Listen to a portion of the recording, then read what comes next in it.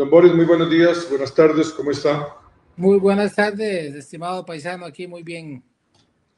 Qué gusto que esté con nosotros y que nos acompañe para hablar un poquito sobre lo que usted propone para Costa Rica, sobre su visión eh, y conocerlo un poco para las personas que tal vez no lo conocemos, y digo no lo conocemos porque yo tengo muy poca información suya, por no decir nada, y me gusta cuando puedo conocer al invitado en el transcurso de la entrevista. Entonces, aquí estamos para eso. Y para aprovechar el tiempo, don Boris, me gustaría iniciar con usted como inicio con todos los invitados acá, y es que usted nos hable de Boris. Pero voy a rogarle que no me hable de Boris, el abogado, que entiendo que usted es abogado, el abogado, no quiero que me hable de su profesión, de sus aspiraciones políticas. En estos 3 o 5 minutos que usted vaya a tomar para esto, quiero que usted me hable de Boris, ese niño que nació en alguna parte de Costa Rica, su familia, sus pasiones, qué le gusta, un poquito romper el hielo presentando, que Boris presente a Boris. Me queda claro, muchas gracias, paisano. ¿Cuál es su nombre de pila? Mi mamá dice que era Eric Sojo. Eric. Sí. Muy bien, don Eric. Pero Bueno, prefiero que me llame paisano. excelente, excelente. Bueno, pues Boris Molina nació en San Juan de Dios de Desamparados, se crió en Cristo Rey y luego en Atillo 8. Eso quiere decir que en mi infancia estuve en la mitad del primer grado de escuela, allá en la escuela de San Juan de Dios de Desamparado, que se llama Sotero González. Luego pasé a la escuela Juan Rudín, donde terminé el sexto grado ahí en Barrio Los Ángeles, y la secundaria en el Liceo de Costa Rica, luego la Universidad de Costa Rica. Soy padre de 5 hijos junto con mi señora, tenemos 4 nietos, vivimos en Curridabat actualmente, somos felizmente casados, me encanta todo el ambiente familiar, disfrutamos mucho de la familia, con mi esposa, con mis hijos, con los nietos. Soy liguista, casi envenenado. Este, qué difícil es apartarse de la profesión. Ya iba a decir algo de la profesión. Este, en estos pueblos donde nos criamos, justamente yo lo he dicho en varias ocasiones, son pueblos en donde la solidaridad era lo principal, en donde uno podía compartir con estas personas siempre, hasta los gallitos que nos comíamos. Entonces, era característico ver la que cocinaba mejor, el mejor pinto, el mejor arracache, el mejor pecadillo de papa, el que hacía mejor papas con chorizo, etcétera, porque todas las vecinas se compartían. Entonces, hasta el día de hoy, las amistades de mis padres que quedan vivos siguen recordando eso con mucho cariño. Igual cuando se moría alguna persona en el barrio, el resto del barrio se organizaba. Si no tenía esa persona los medios para el entierro y para la vela, todo ese tipo de cosas, entonces el barrio lo suplía. Era una cosa muy linda porque ahí aprendimos todos los valores fundamentales que hoy nos rigen, como es el principal, la solidaridad, el amor al prójimo, el compartir. A nosotros nos enseñaron a compartir desde muy pequeños porque vivíamos muy limitados y entonces había que compartir con los hermanos, había que compartir con los vecinos, había que heredar la ropa de los hermanos mayores. Yo soy el sexto de 6 hombres, una mujer. Entonces, imagínense que cuando ya yo entraba a la escuela y al liceo, todos fuimos al Liceo Costa Rica también, entonces yo heredaba los uniformes de mis hermanos mayores y algunos cuadernos también que todavía funcionaban. Una infancia muy linda pasé yo en la escuela Juan Rudín en el Liceo Costa Rica, pero también en los barrios de San Juan de Dios. Me vine muy pequeño para Cristo Rey y luego para Atillo. Entonces los mayores recuerdos los tengo en Cristo Rey y en Atillo. En Cristo Rey, por ejemplo, teníamos una barra de chiquillos que y jugábamos siempre por ahí, que participábamos de los temas de la enseñanza para la primera comunión y todo eso, de los cuales hoy, que yo sepa, solo quedamos el padre Sergio y yo. Sergio es contemporáneo mío. La hermana de Sergio era la maestra de catequesis ahí en la iglesia Barrio Cristo Rey. Por eso yo admiro y le tengo muchísimo cariño a Sergio por el trabajo que ha hecho en ese barrio, ¿verdad? Que lo ha transformado con creces, digamos, con una convicción y con una motivación enorme de lo que se tiene que hacer para cambiar las cosas. Luego en Atillo 8, ya digamos la parte de la adolescencia y de todo, aprendimos muchísimo de mucha gente linda que hay en ese lugar, que todavía muchos están por ahí. De hecho, mi hermano Alexander vive todavía en la casa que nosotros nos criamos. Él es el único que queda soltero por ahí. Mis papás fallecieron en el año 2011, los dos, a un mes de distancia. Mi papá el 17 de julio y mi mamá el 17 de agosto del año 2011. Entonces quedamos huérfanos en cuestión de un mes, todos los hijos de esa extraordinaria pareja que fueron mi mamá, doña Julia, y mi papá, don Fernando, que ninguno de los dos sacó la escuela. Mi papá llegó hasta quinto grado y mi mamá hasta tercer grado, y siempre se preocuparon y se ocuparon de que nosotros estudiáramos, pudiéramos aprovechar las muchas oportunidades que nos da este país, y entonces nos inculcaron buenos valores, buenos principios y sobre todo un amor al trabajo y a la perseverancia para poder hacer un montón de cosas que nosotros, digamos, la vida nos daba algún tipo de limitación, pero nosotros podíamos hacerlo a partir justamente de esos valores y esos principios que ellos nos inculcaron. Usted es hijo, sin duda alguna, del Estado Social de Derecho, el Estado Social benefactor también de Costa Rica, que mucha gente lo quiere satanizar, pero que yo creo que es lo que ha hecho, que le ha dado a este país grandes personas que han aportado. Y me gusta ver que en estas próximas elecciones, por lo menos que yo sepa, junto con usted hay otro candidato más que también viene de las bases y de esa Costa Rica de la que somos muchos, que somos gente que venimos de familias humildes, sin apellidos y sin abolengos. Don Boris, le pregunto directamente, ¿es usted chavista? No, señor, para nada. Se Yo creo que desmarca. ya lo he expresado públicamente, que no quiero la continuidad de este gobierno. Si usted llegara al gobierno, si usted llegara a ser presidente, usted se compromete, y estoy empezando de atrás para adelante, ¿se compromete usted a entregarnos, a devolvernos una democracia más fortalecida, y si no fuese más fortalecida, por lo menos en la misma condición en que la recibe? Yo creo, paisano, que también he sido claro en algunos foros y lo voy a hacer acá. Yo tengo un compromiso con el pueblo de Costa Rica y es devolverle a este país lo tanto que me ha dado.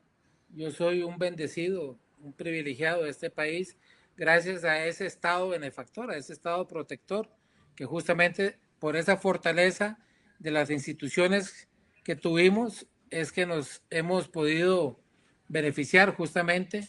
Y entonces podía haberme quedado sentado en mi casa y no hacer nada, pero yo creo que el llamado justamente fue ese, ver que este país se nos está yendo cada día más de las manos y tenemos que hacer algo. Y ese hacer algo significa precisamente cambiar el rumbo que se le ha dado en este gobierno. Yo creo que también como producto de algunas inconsistencias de los gobiernos anteriores, ¿verdad?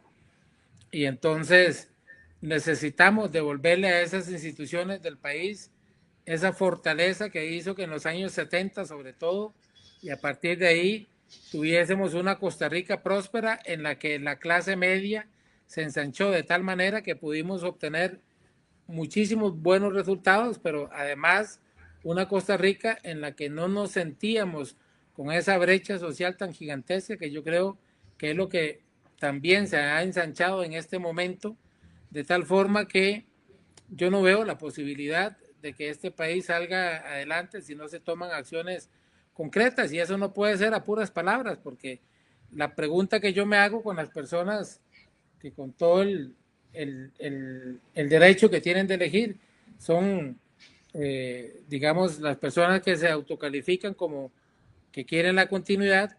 La pregunta que yo hago a las personas, sobre todo de menores ingresos, es cuál ha sido el beneficio que han tenido en este gobierno, porque no lo han tenido, por lo menos yo no lo veo. Y entonces decir que se está en pro de la continuidad porque le quitaron una venda de los ojos, ya, y si usted es ciego porque quería estar ciego es cosa suya, pero no puede comprometer al país por una situación voluntaria suya de querer estar ciego o no querer escuchar o no querer ver, porque que nos vengan a hablar de corrupción a estas alturas, como que si no supiéramos quiénes eran corruptos y quiénes no, ¿verdad? O quiénes son responsables o no de lo que puede haber pasado anteriormente, pues tampoco yo le veo ningún sentido. Entonces, no sé si eso responde a su pregunta, pero por lo menos es lo que yo pienso y quiero. Perfecto.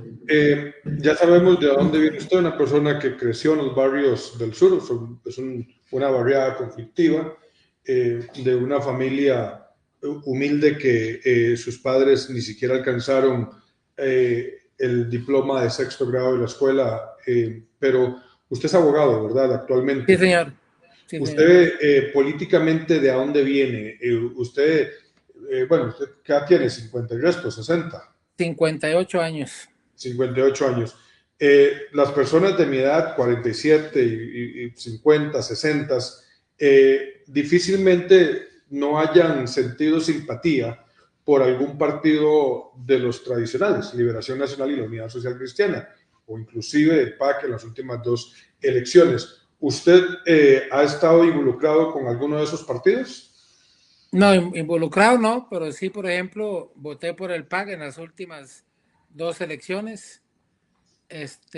Voté por José María Figueres en la última elección, no necesariamente porque avale el partido. Yo creo que soy tan antichavista como antiliberacionista, pero creo que algunas personas de algunos de los partidos, no importa cuál partido sea, yo realmente me fijo mucho en las personas más que en los partidos, y creo que si encuentro, y así lo he dicho, el partido y mi persona en particular, somos pluralistas al 100%. Eso quiere decir que si hay una persona y una idea que me guste y que crea que puede traer una solución importante, yo la voy a apoyar. Ayer justamente tiré un video en el que apoyaba un proyecto que presentó el diputado Jonathan Acuña de Frente Amplio, el 23.453, que tiene que ver con el tema de la descongelación de las pensiones de los educadores, pero también apoyo, por ejemplo, el proyecto 24.966 que presentó Gilberto Campos del Partido Liberal Progresista, que tiene que ver con la unificación de la policía, porque creo que son proyectos que vienen a dar solución a temas importantes, y entonces ahí yo no me fijo de dónde vienen, pero sí hacia dónde van.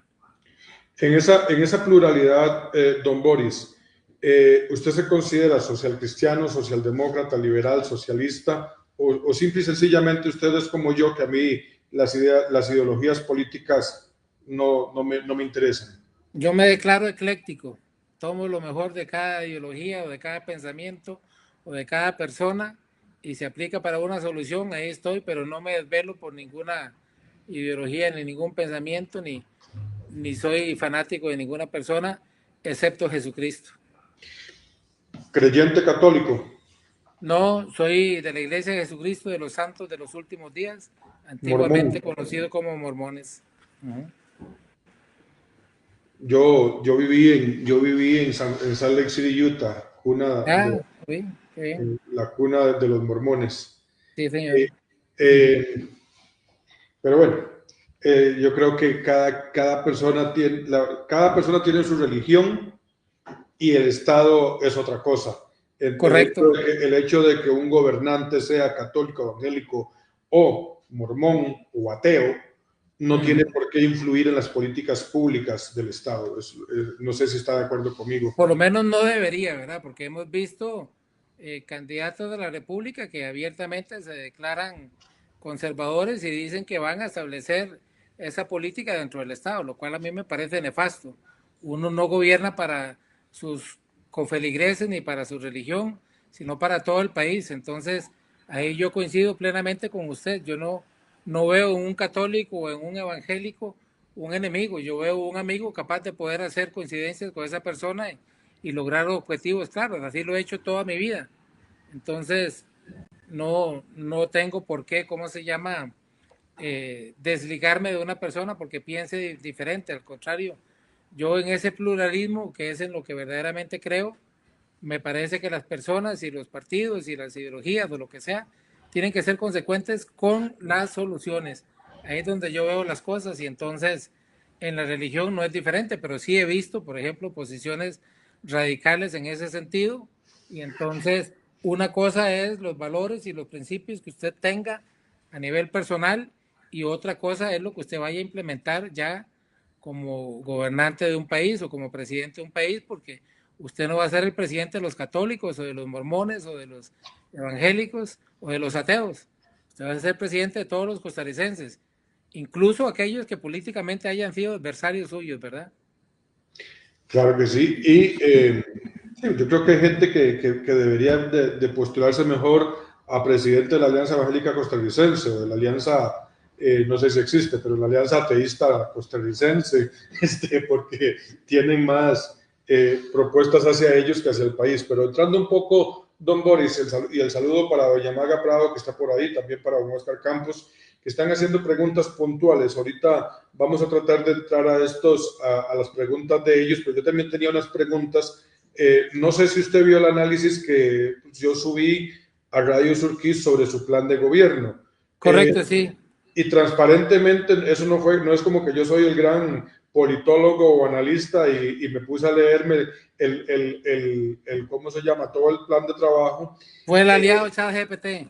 Eso es inteligencia artificial, que le pido que me haga un análisis de cada una de los planes de gobierno, subo el PDF y le doy la instrucción específica sin sesgo, sin sesgo. Entonces, en base a eso, la inteligencia artificial pues arroja un análisis que creo que también es válido en estas nuevas tecnologías, ¿verdad? Completamente, para eso son. Bien Y usadas, tienen que dar un buen resultado. a los amigos del PLP no les gustó el análisis que el ChatGPT les hizo, pero bueno, yo transparentemente, yo con todos hice exactamente lo mismo. No fue que yo le quité o le dije, destruya el plan de gobierno en un análisis. No. Entonces, bueno, entrando a su plan de gobierno, usted propone la devolución del IVA a los sectores más pobres. ¿Cómo se implementaría técnicamente esto sin afectar las finanzas públicas? Bueno, es que esa devolución ahí no se especifica porque también es importante que lo digamos en la introducción del el programa de gobierno. Nosotros decimos claramente que esto es apenas una guía, un horizonte, un borrador, por decirlo de alguna forma, que va a estar sujeto a una serie de complementos que se le puedan hacer o más bien de implementar estas cosas a partir de una necesidad que se vaya presentando. Entonces, no es algo que esté escrito en piedra, pero sí vale la pena explicar ese punto específico, por ejemplo, que tiene que ver con las gentes o las personas de menores ingresos que puedan demostrar que efectivamente, por ejemplo, están en condición de pobreza y que ese IVA las pueda haber afectado en alguna medida en los ingresos que ellos puedan estar generando. Entonces, una forma de que el Estado podría contribuir específicamente es esa, a través de la devolución que se le pueda hacer del IVA, pero no es la más importante, más bien la más importante. Y hablando de ChatGPT, yo le pregunté, paisano, a ChatGPT, que cuál era la idea más disruptiva que podía encontrar en ese plan de gobierno. Y la respuesta fue precisamente la que para mí es más importante, y que era cómo generar por ejemplo, una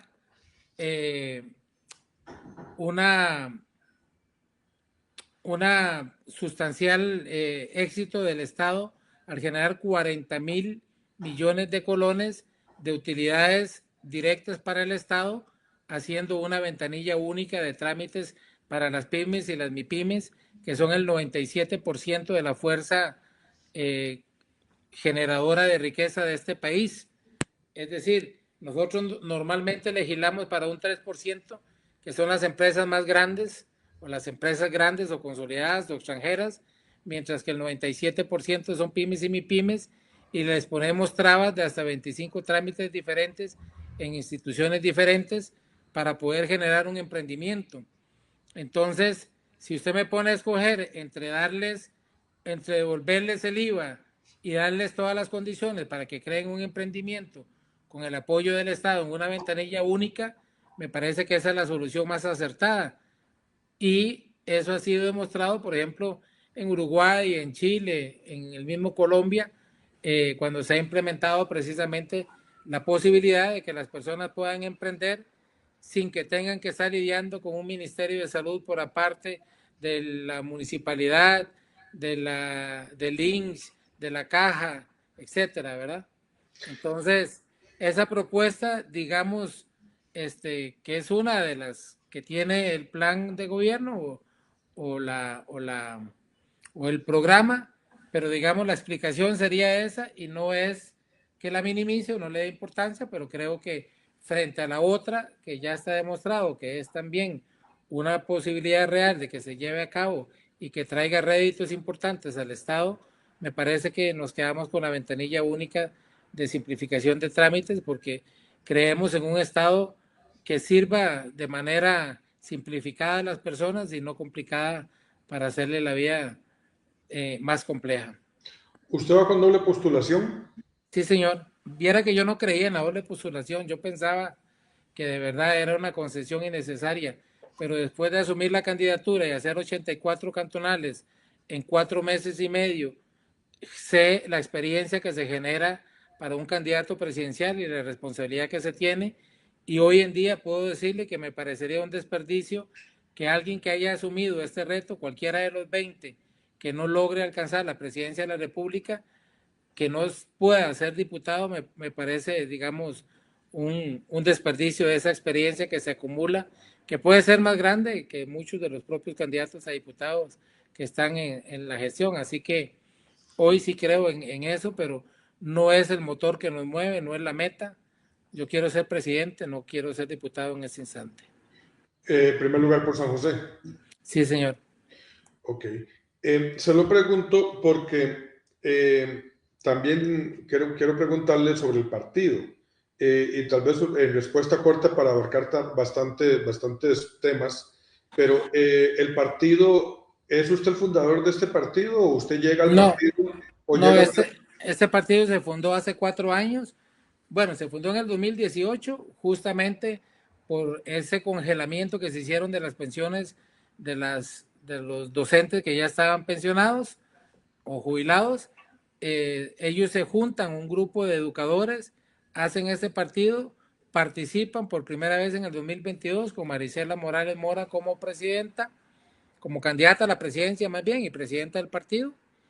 Y en noviembre del año pasado yo la contacto a ellos.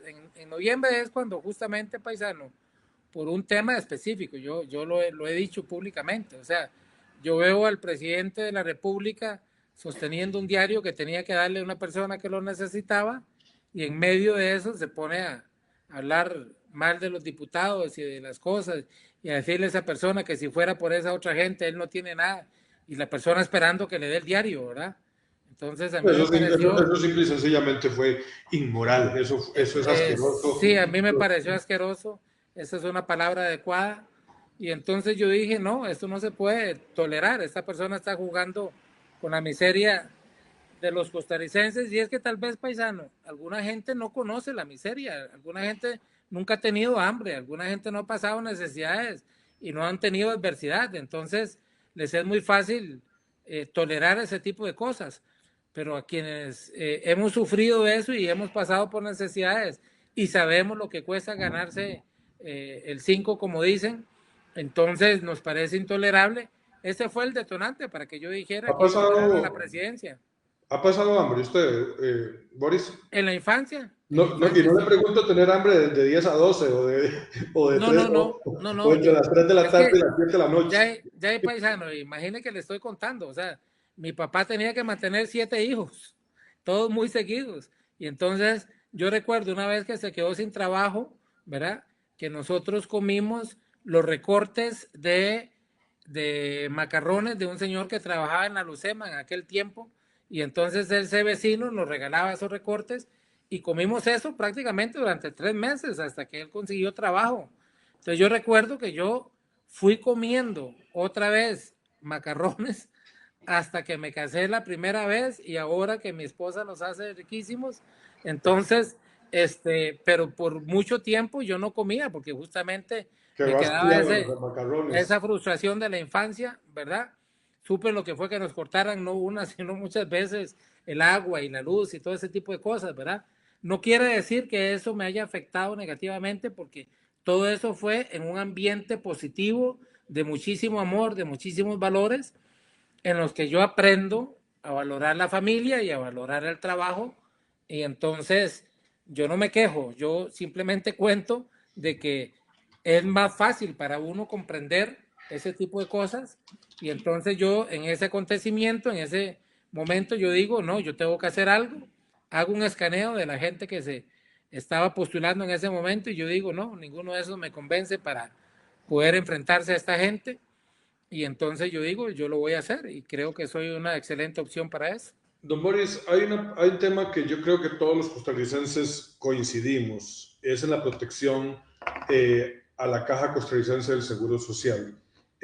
Yo creo que el 90% de costarricenses le debemos muchísimo a la Caja, desde el nacimiento hasta las vacunas, todo, ¿verdad? Bueno, no sé Correcto, qué. sí. Pero bueno, hay un tema que también es controversial y es la deuda del Estado con la Caja Costarricense del Seguro Social. 4 billones, no es No cualquier son cinco. deuda, casi 5, sí. Ok, Es la deuda más grande que existe. correcto. Entonces, yo creo que la mayoría de candidatos, incluso los candidatos con un tinte más liberal, dicen, sí, vamos a reconocer la deuda del Estado con la Caja y vamos a pagarla. Pero usted va más allá y eso me preocupa. Me preocupa porque creo que es una propuesta populista, y se lo digo de frente, decir que usted va a pagar la deuda de inmediato. Estamos hablando de Sí. 5.000 millones de dólares que no se los brinca una rana calva. ¿De dónde va a Eh, sacar usted ese dinero para pagarle inmediatamente a la caja? no, yo creo que esa es una interpretación, digamos, sesgada, se lo digo con todo respeto, paisano, porque ahí está interpretando usted el término inmediato como que si fuera en este instante y en un solo tracto.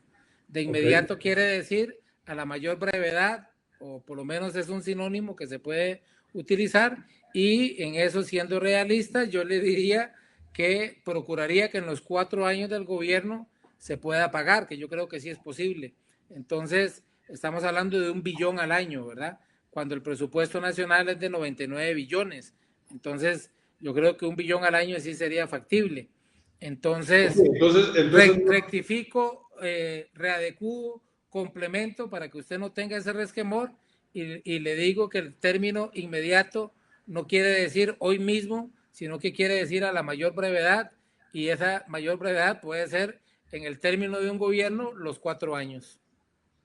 ok, entonces sería negociar, no ponerse a negociar. No hay Sí, que negociar, hay que sí, sí, pagar, no, muchachos. perdón, no sería negociar que, mira, no, estos 1.000 colones no, estos otros sí, no, es negociar un arreglo de pago, es entrar en un arreglo de pago, por decirlo de alguna forma. Básicamente, yo creo que eso es lo que habría que hacer, o sea, pero hay que hacerlo, hay que tener la voluntad, o sea, vea que usted, de los últimos 5 gobiernos, este es el único que no ha pagado un 5. Sí, correcto, más Entonces, bien se ha entonces, incrementado. entonces por lo menos hay que tener la voluntad de hacerlo, muchacho. Uh-huh. Dice, paguen a ver si pagan a mi pensión, hoy tantos morosos. Bueno, ahorita leemos mensajes, saludos a todas las personas que están comentando Sigan comentando y sigan participando y sigan compartiéndolo para que lleguemos a más personas y que la gente tenga el derecho de ir a votar de una forma informada. Que ustedes no vayan a votar por Boris porque me cae bien, porque es un cachetón vacilón, porque me gusta la corbata. No, no, no, que ustedes vayan a votar por Boris porque digan, puña, es esto que propone Boris aquí me gusta, esto me representa, esto yo lo voy a hacer. Completamente de acuerdo, Entonces, completamente de acuerdo. simplemente usted va a ir a votar por liberación, ok, vaya a votar por liberación, no porque su abuelo estuvo en la guerra del 48, sino porque usted vio que era lo bueno, vota por Y Boris que o vota por... utilicen estos espacios paisanos para que confronten las ideas y que confronten justamente los programas de gobierno y que hagan preguntas como esa. O sea, si usted no me confronta y no me dice de frente que le parece un acto demagógico decir eso, pues yo no voy a tener la oportunidad de explicar qué era lo que queríamos decir con la palabra inmediata, ¿verdad? Correcto. Entonces, yo creo que la gente tiene que confrontar y hacerlo así, claro y sin tapujos. Yo creo que uno de los graves problemas que tienen los costarricenses, y digo tienen porque yo creo que yo me he caracterizado justamente por eso, a pesar de que no he tenido el gusto de conocerlo antes, me encanta su estilo, porque a mí me encanta que me hablen así, no me gusta que me adornen las cosas, ni que me hablen con cariñito, no, que me digan las cosas como son, ¿verdad? Porque yo las digo así, exactamente, ¿verdad? Perfecto. Don Boris, usted habla de un Estado social fuerte. ¿Qué significa eso en la práctica y cómo se equilibra con la disciplina fiscal? Bueno, es que no solo es en el tema de la disciplina fiscal, es en todos los temas. Cuando nosotros abordamos, por ejemplo, el tema de la seguridad y decimos que lo vamos a hacer atacando directamente el consumo, porque el consumo nos está matando y el consumo es lo que hace, si usted no tiene consumo, entonces no puede haber demanda y si no hay demanda, no hay oferta. Entonces, quítele usted el consumo al narcotráfico y le pega por donde más le duele, ¿verdad? Porque no pueden generar utilidades a partir de alguien que no les compra, ¿verdad? Entonces, atacar el consumo significa atacar la raíz del narcotráfico y para eso estamos proponiendo una solución específica que tiene que ver con una rehabilitación forzosa, no para cárcel, sino para rehabilitarse justamente. O sea, para decirle a aquel drogadicto que está ya en condición de calle, que ha llegado a la última fase de la drogadicción, mire, no lo voy a meter a la cárcel porque le fue a robar los anteojos al paisano, sino que lo voy a rehabilitar para que usted se pueda reinsertar a la sociedad y pueda ser una persona de utilidad, pero también lo saco de mercado para que el narcotraficante no lo haga. Imagínense lo que sería poder quitarle al narcotráfico los 7,000 habitantes de calle que tiene el Cantón Central de San José hoy en día, o que le quitemos los niños que nos están robando, paisano, porque eso es lo que están haciendo. O sea, hace unos días un canal de televisión sacó un reportaje sobre cómo los niños están consumiendo marihuana en el tema de pipas que están con figuras de Stitch y de Pokémon y de figuras infantiles. O sea, esa es la forma en que le están llegando a nuestros niños para convertir a los niños en adictos y entonces que sean su nuevo mercado. O sea, ya se metieron con nuestros hijos y se metieron con nuestros nietos. Hay que pararlos. Y entonces usted no puede ser medias tintas. Usted no lo va a hacer, paisano, quitando entonces los puestos fronterizos, quitando los puestos de guardacostas, pasando una institución tan importante como son los guardacostas, pasándola para Guapiles, donde ni siquiera hay guardacostas, ¿verdad? O sea, donde no hay costas, digo, perdón. Correcto. Entonces, el tema es, si vamos a hablar de mano firme y mano dura, hay que aplicarla en todas las áreas. Usted tiene que aplicarlo, por ejemplo, en los temas de educación también, metiéndole mano a las juntas de educación. Nos están robando la comida de nuestros hijos, porque resulta que no hay una fiscalización para las juntas adecuada y se nombra gente que está muy ligada a consejos municipales que llegan a robar, que eso es lo que han estado haciendo.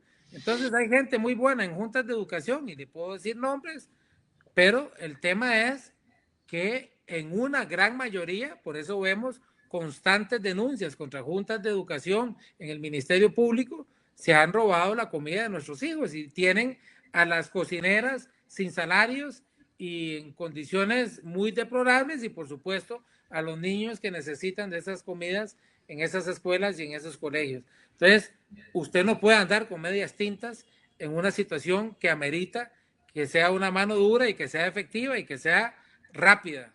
Ahí también estamos hablando de una inmediatez a la mayor brevedad, y eso se puede hacer. Usted no puede hacer medias tintas con el tema de los femicidios. Ayer tuvimos un femicidio, otro más, y entonces, ¿por qué están matando a las mujeres, paisano?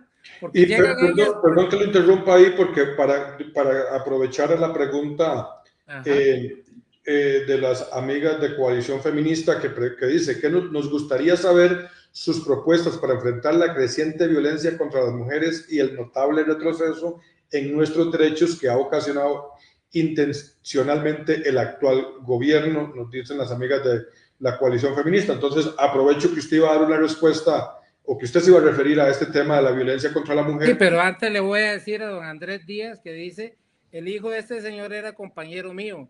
A los años conocí a la exesposa y dice que le pegaba y que viene a jugar de correcto. Don Andrés, usted es un mentiroso y ojalá que me pueda dar su segundo apellido para denunciarlo, porque usted es un mentiroso. Jamás le he pegado ni a mi exesposa, ni a mi esposa, ni a ninguna mujer en este mundo. Es más, lo invito a que se comunique con mi exesposa y va a ver lo bien que habla de mí, del padre de sus hijos. Entonces no sea tan mentiroso y no utilice las redes sociales para estar hablando de alguien que no conoce, y menos para calumniarlo, y menos para estar ofendiendo de esa forma. Y me imagino yo que utiliza un nombre falso y que es un troll y que es de esos que abundan hoy en las redes sociales, pero conmigo no se juega y yo no soy ningún pendejo. Así que cuando vaya a hablar de mí, asegúrese que tenga bien las pruebas, porque yo no le niego una respuesta como esta a nadie. Y ahora, perdón, mi querido paisano, vuelvo a repetir la otra pregunta, porque de verdad que me indigna ver gente como esta que no tiene ningún pudor y que son cobardes que se escudan detrás de un teclado. Sí, no, esto lo hemos visto, don Boris y amigos, a lo largo de este tiempo. Y no es que a ellos les moleste o les preocupe que alguien le pegue a una mujer o que alguien agreda a una mujer. Ellos lo que tratan es de descalificar.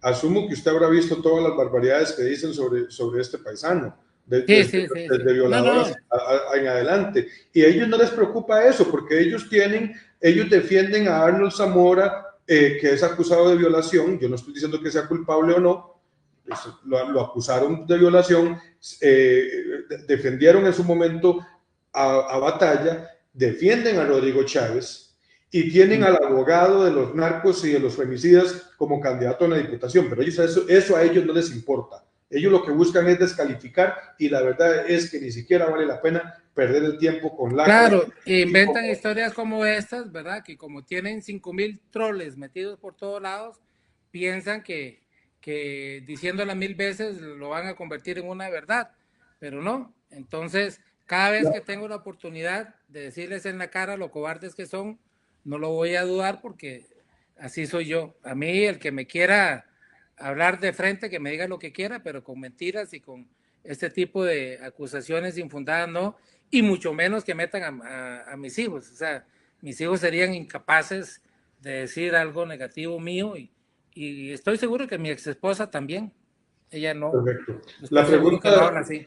La pregunta de las amigas de Coalición Feminista era, nos gustaría saber sus propuestas para enfrentar la creciente violencia. Eso es justamente lo que estaba hablando. Fíjese usted que cuando una mujer presenta una denuncia por violencia doméstica, ¿cuál es la respuesta de la ley o cuál es la respuesta del sistema? Le da medidas cautelares para que pueda presentar el alejamiento de esa persona. Le da un papel, básicamente es un papel.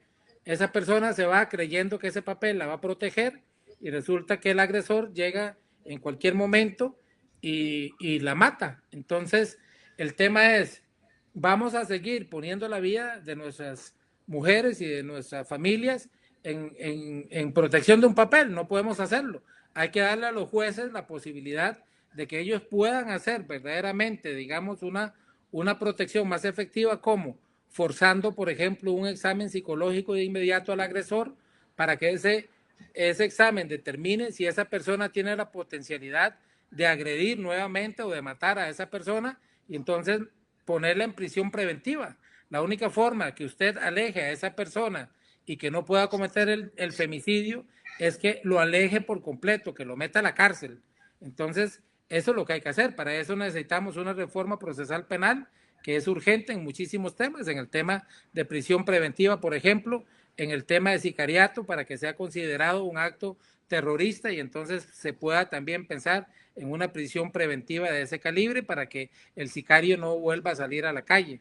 Entonces, cuando hablamos de dureza y cuando hablamos de firmeza, nos referimos a eso, o sea, a las personas y las acciones que se tienen que tomar y se tienen que tomar con la firmeza que amerita para hacerlo, ¿verdad? ¿Usted es abogado penalista o cuál es su rama? Fíjese que mi formación original es en seguros. La vida me ha llevado, por ejemplo, con el caso de la fecundación in vitro, a temas de derechos humanos, y entonces me tuve que hacer especialista de eso en la práctica, y por complacer a mi hijo, que le encantaba el derecho penal, entonces me metí en el derecho penal y la vida me ha llevado con mucho éxito por ahí también. Entonces, Ha defendido narcos usted? no está dentro de nuestro menú, no está hacerlo. No creo que sea Femicidas, lo correcto. violadores. Bueno, violadores, personas que las acusan de violación, sí, pero no han sido condenados. Hemos demostrado que son personas que son inocentes. Porque el tema con la violación y con los delitos sexuales, paisano, es que son la forma más clara de pasearse en la vida de una persona, ¿verdad?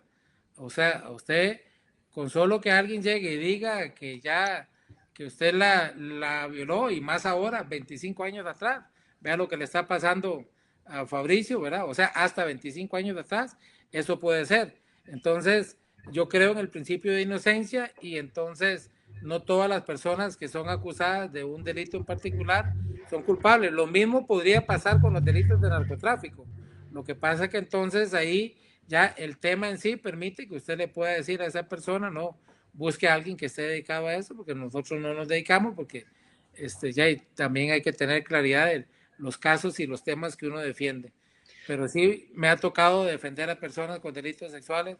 No son, créame, mi, mi caso ideal. Lo he hecho porque creo que son personas que conozco de cerca, que conozco bien y que creo en su inocencia y trato de ir a probarla. ¿Cree usted que, bueno, normalmente en derecho, ¿verdad? Yo tengo que probar que usted me cometió un delito contra mí, ¿cierto? Así es como funciona. ¿Cree usted que en el tema de delitos sexuales debería ser al contrario? Debería ser que el acusado demuestre su inocencia sin que se exponga a la víctima o a la posible víctima a todo este trámite que muchas veces lleva muchísimo tiempo. Yo conozco de casos de acoso sexual, no se llegó a la violación, pero de acoso, que tiene 4 años de estar en trámite y que se revictimiza a la persona. Sí, yo creo que la revictimización es un problema, pero el tema de invertir el principio de inocencia para convertirlo en un principio de culpabilidad no es de un Estado social y de derecho democrático. Eso es más, ni las peores dictaduras en el mundo lo han hecho. Lo que pasa, paisano, que yo le voy a contar, en la práctica eso sucede. En la práctica muchos hombres son tratados a partir de la inversión de ese principio y son tratados como culpables hasta que demuestren lo contrario, y en muchos casos, por ejemplo, ya en el acoso de tipo sexual a nivel administrativo, se considera el testimonio de la víctima como el principal. Entonces, de alguna forma es darle esa connotación de inversión del principio de inocencia. Y entonces, casos como el que usted comenta se pueden haber dado y hay una revictimización, pero no son la mayoría. Más bien, lo que sucede es que se protege, pienso yo, de una manera clara, efectiva y directa a la víctima, y de alguna forma se deja, digamos, un poco desprotegido, en ese caso al imputado, que por ser acusado de un delito sexual ya prácticamente es considerado culpable, no solo a nivel judicial, sino a nivel social y mediático, ¿verdad? sea, es muy difícil, vea, este caso, repito, de Fabricio en particular, es muy difícil que eso no tenga una repercusión clara, aunque él venga a demostrar dentro de 10 años que era inocente, ¿verdad? Ese es el tema que hay con los casos que son mediáticos cuando se acusan de este o de cualquier otro delito, cuesta mucho quitarse de encima ese estigma que ya se provocó.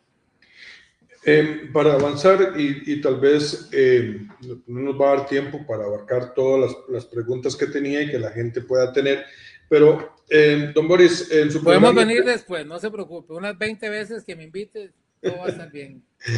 usted en su programa plantea unificar los cuerpos policiales bajo una dirección técnica. ¿Cómo evitar que eso se convierta en un riesgo de centralización o abuso?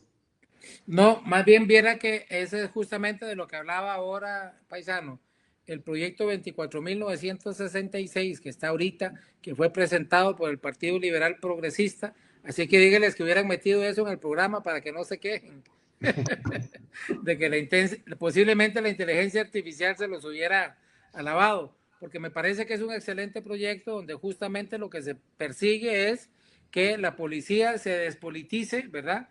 Que no queden los cuerpos policiales sujetos a lo que el ministro de turno se le venga a ocurrir, sino que ya un esquema, digamos, como lo que tienen los países que tienen ejército, ¿verdad? Que ya tienen un cuerpo militar, que en el momento en que el presidente de la República asume, ese cuerpo militar está supeditado en última instancia a ese presidente, pero todo el aparato policial o el ejército en ese caso funciona de manera independiente y de manera técnica. Entonces lo que necesitamos es justamente eso, que sea la policía centralizada, por supuesto que sí, que haya, por ejemplo, un jefe de la policía único, de todas las policías que hoy tenemos disgregadas, que le rindan entonces cuentas a ese jefe y que ese jefe le rinda cuentas al presidente o al ministro, pero que no sea el ministro el que tome las decisiones técnicas,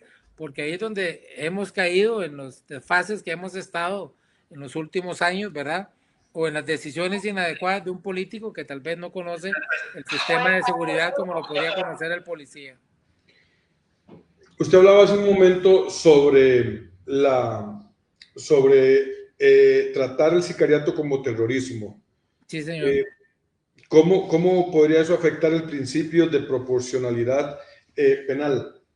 Bueno, eso tendría que valorarlo justamente, no solo en este caso la sala tercera, sino la sala constitucional posiblemente, pero no creo que haya una violación al principio de proporcionalidad y de racionalidad, porque me parece que justamente el acto es muy claro, o sea, cuando una persona llega a matar a otra en una escuela, en un bar, en la calle, ya está generando terror en las demás personas. Es un acto terrorista. El Entonces, terrorismo está contemplado en nuestro sí, Código Penal. claro, sí, claro, sí, sí. Entonces el tema es cómo equiparo el sicariato con esa connotación de terrorismo para que se pueda justamente considerar en esa dimensión y que se le pueda dar entonces la posibilidad de tener prisión preventiva para que esa persona no siga causando más daño y que se pueda juzgar también de manera más célere. ¿Cuándo fue el último caso de terrorismo que usted recuerde que se dio en Costa Rica o que se haya... No, son de esos delitos que no se han manifestado, porque gracias a Dios tenemos un país que no ha llegado a eso, pero yo creo que ya llegamos sin saberlo y estos actos de sicariato son terrorismo. Dígame si no, paisano, es Sí, que porque vea lo que pasó en están Lindora, sembrando el terror en las personas, están sembrando el vea terror en el colectivo en el colectivo, ciudadano. vea lo que pasó en Lindora, o sea, vea lo que pasó, no me acuerdo si fue en Guanacaste cuando se metieron a la escuela, o sea, es que ya no hay respeto de nada. Bueno, yo se lo digo abiertamente, a mí me da miedo, no sé si usar la palabra terror, pero por lo menos me da temor, me da miedo ir a un bar a tomarme una birra. Yo prefiero tomarme el whisky en la casa, el tequila, lo que sea, que ir a una cantina, a un bar, porque tal vez uno no está haciendo nada. Bueno, no es que tal vez, o sea, yo estoy seguro que que nadie me va a llegar a mí a cobrar nada directamente, pero yo no soy el tipo que está a la par. Pero ¿verdad? el tema paisano es que también ya ni siquiera en nuestras casas estamos seguros. Ya se han metido a la fuerza a las casas a O robarnos las una cosas. bala ha caído por el techo. Exactamente. Pero vea usted, me parece que fue allá por el lado de la fila, allá por Acerrí, que se metieron directamente a la casa y mataron al sujeto que estaba en la cama. O sea, ya no hay respeto de nada. El tema es, eso lo tenemos que atacar con mano dura. Y para eso tenemos que pedir ayuda a paisano también, porque no tenemos el expertise. O sea, vean lo que pasó ahora con el tema de la extradición. Si no fuera la DEA que está detrás del tema, ya, pues posiblemente nos quedamos también al garete en ese sentido. Entonces ya vamos a tener que recurrir a la DEA, a la ayuda posiblemente de otros estados amigos, para que en materia de seguridad nos echen la mano y nos ayuden a limpiar esta situación. ¿Qué lugar ocupa la prevención social y la reinserción en su política de seguridad? O sea, primerísimo lugar. Es que imagínese usted, paisano, ¿cómo no lo voy a hacer? Si fue lo primero que le dije, que yo tengo que devolverle a este país lo que me dio. Entonces, para mí el tema social es fundamental. Yo quiero que los costarricenses tengan las oportunidades que yo tuve. Yo podía haberme quedado sentado en mi casa tranquilo y siendo un abogado de mucho éxito como hasta el día de hoy lo he sido. Pero no, me dio la Gana locura por mejor como meterme en abogado. esto y entonces Gana imagínense. más como abogado usted que lo que va a ganar como presidente. Pues sí, pero el tema no es un salario, el tema es una, es una necesidad que tengo yo precisamente de reivindicarme en protección a los que más amo, que son mis nietos y mis hijos, y entonces quiero una patria justa y mejor para ellos. Eso suena a un discurso muy trillado, pero para mí es una realidad, porque puedo decir con hechos de dónde vengo y hacia lo que quiero ir. Don Boris, quiero llegar a la parte de educación y no sé si usted tiene comprometida la próxima hora.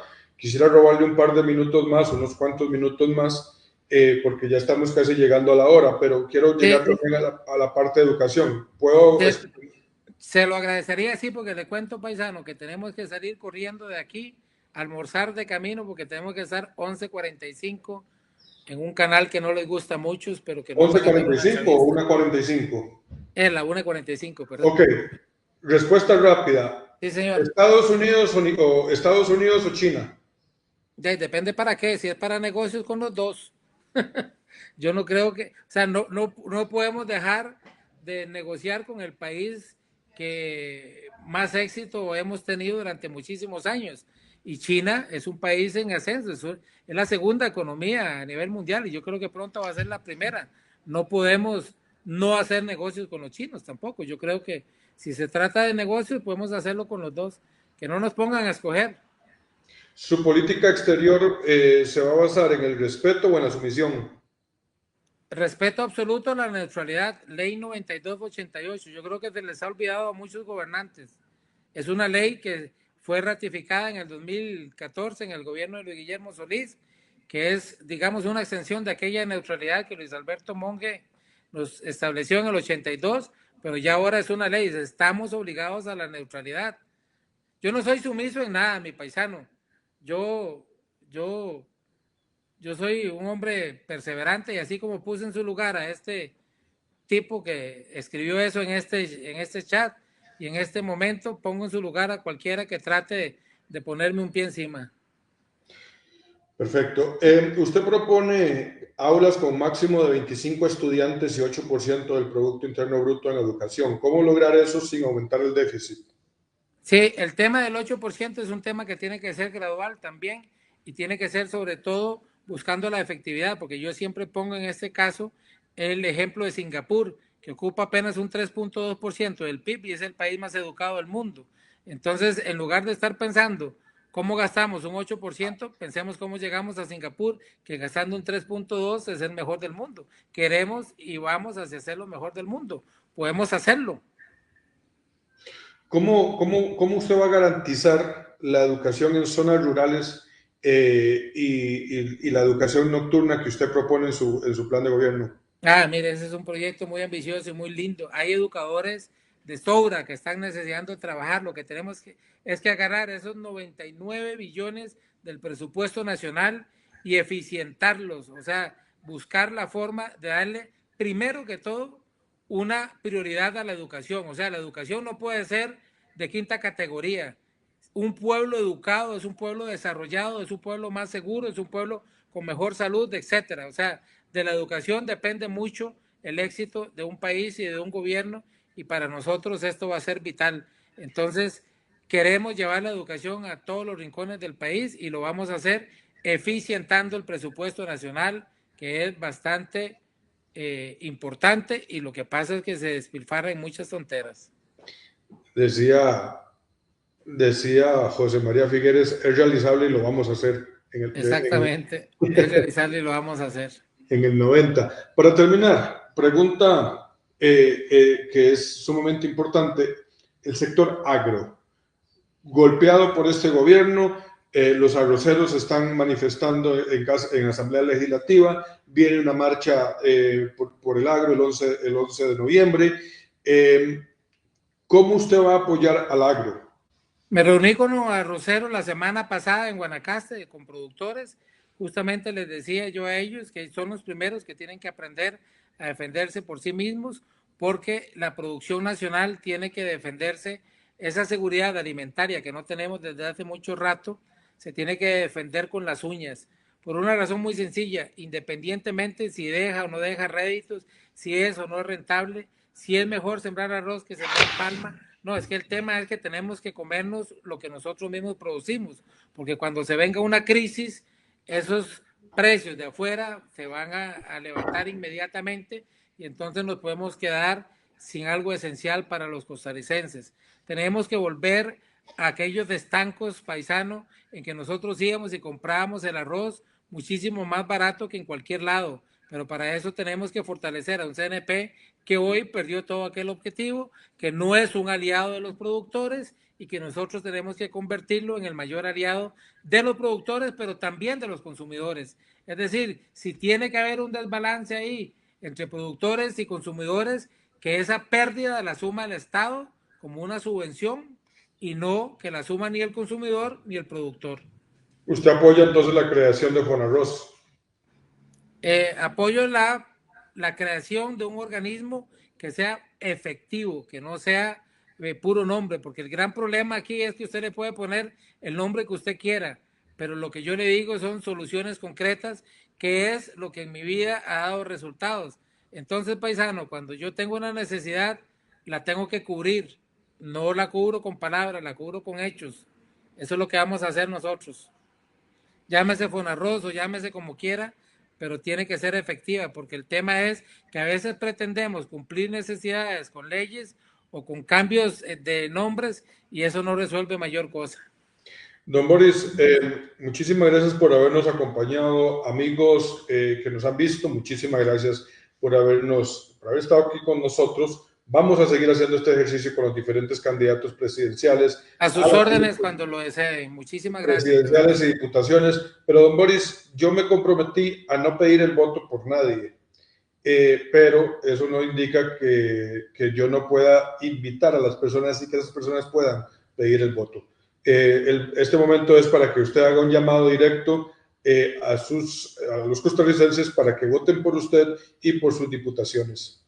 Mire, yo prefiero invitar a los paisanos a que nos conozcan y que se convenzan verdaderamente que somos la mejor opción. Pero cuanto más nos relacionen y con más nos confronten con los demás candidatos y con los demás partidos, mejor va a ser esa decisión. Entonces el reto que yo les lanzo es que nos conozcan, que conozcan nuestras ideas, que se metan a nuestras redes sociales y vean todo lo que hemos dicho y todo lo que hemos hecho y cuánto más queremos hacer.